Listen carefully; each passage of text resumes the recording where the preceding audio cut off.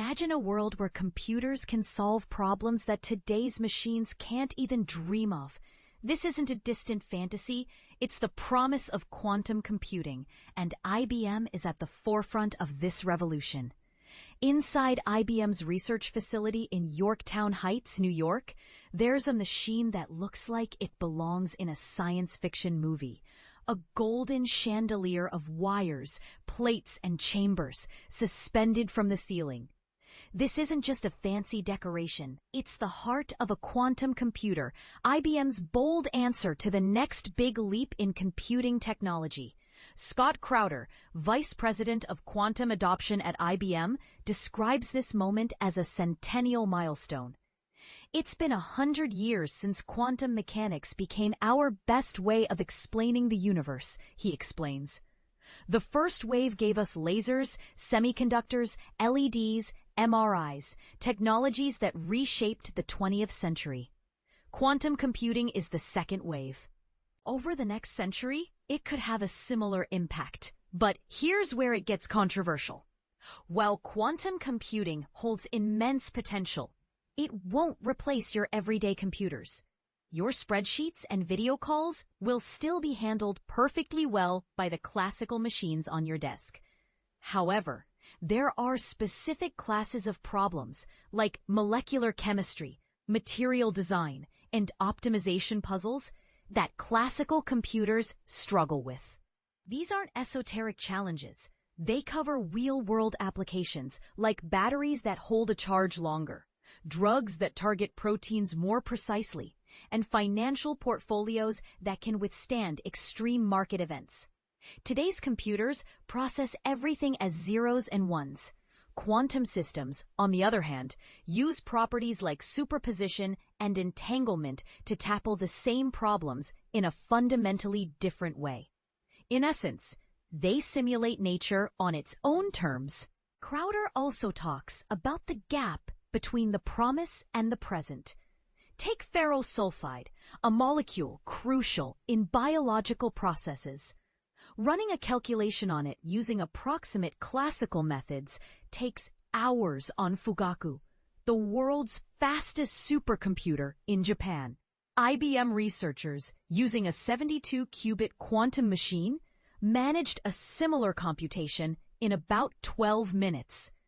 We're not yet at the point where quantum beats classical, he cautions. The best classical approximations still edge out in accuracy, but that's how close we are.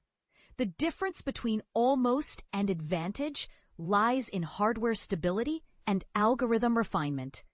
IBM's roadmap points to those gains arriving within the next year or so, when for the first time, a quantum algorithm consistently produces better results than any known classical one.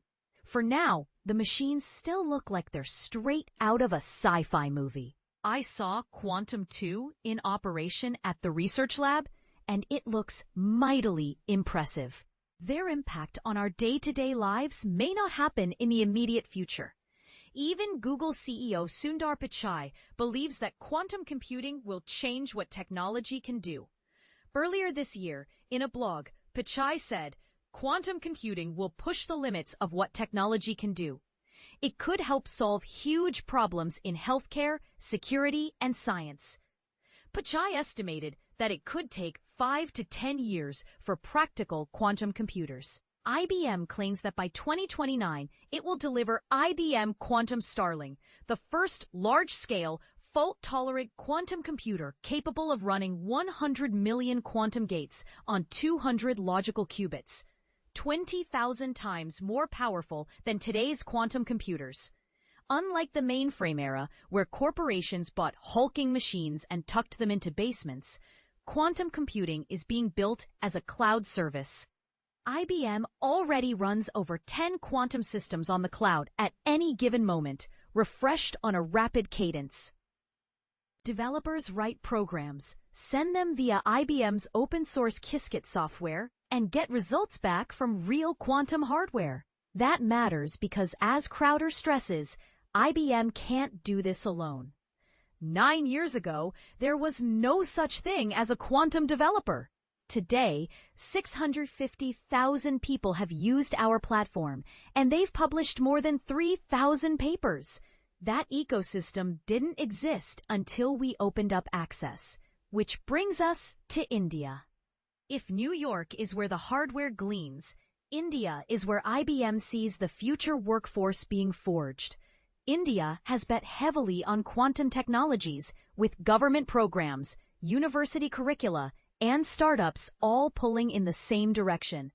IBM has positioned itself as a keystone in that ecosystem. Its local experts work with Indian universities to seed quantum courses at undergraduate and postgraduate levels.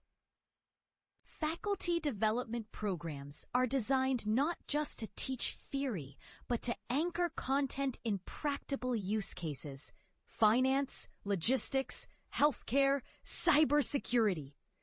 IBM engineers run workshops and case studies, and perhaps most importantly, give students cloud access to real quantum machines.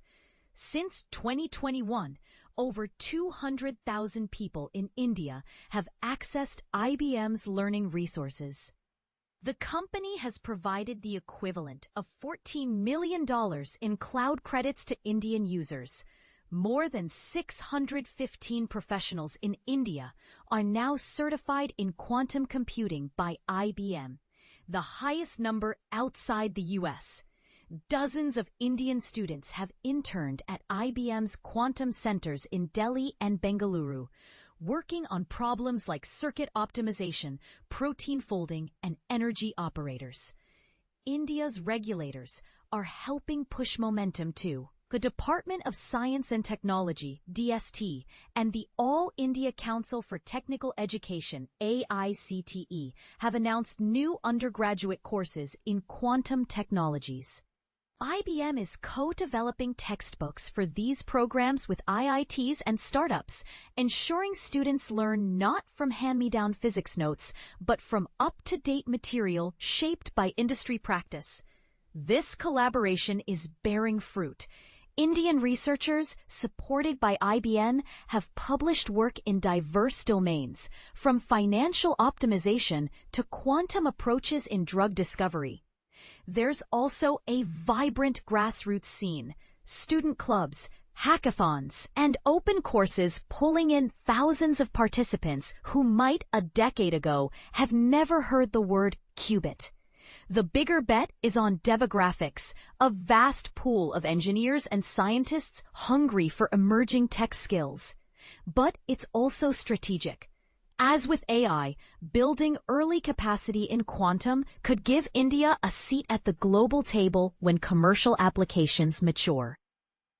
IBM, for its part, ensures that when its fault-tolerant systems come online, there's already a critical mass of trained users in the country who know how to squeeze value out of them. Crowder frames it less as altruism and more as necessity. We can't invent every algorithm, every application ourselves, he says. This is about building communities that can explore problems we haven't even thought of yet. It's easy to get lost, more like overwhelmed and confused, in the jargon. Logical qubits, error correction thresholds, partial differential equations, all terms which sound extremely loaded. But beneath the physics lies something more human, the attempt to expand what we can calculate. Just as semiconductors once unlocked whole industries, the hope is that quantum computing will push open doors we don't yet see. And this is the part most people miss. The real power of quantum computing lies not just in its technological advancements, but in its potential to solve problems that have eluded us for decades. So, what do you think? Is quantum computing the future? Or is it all just hype?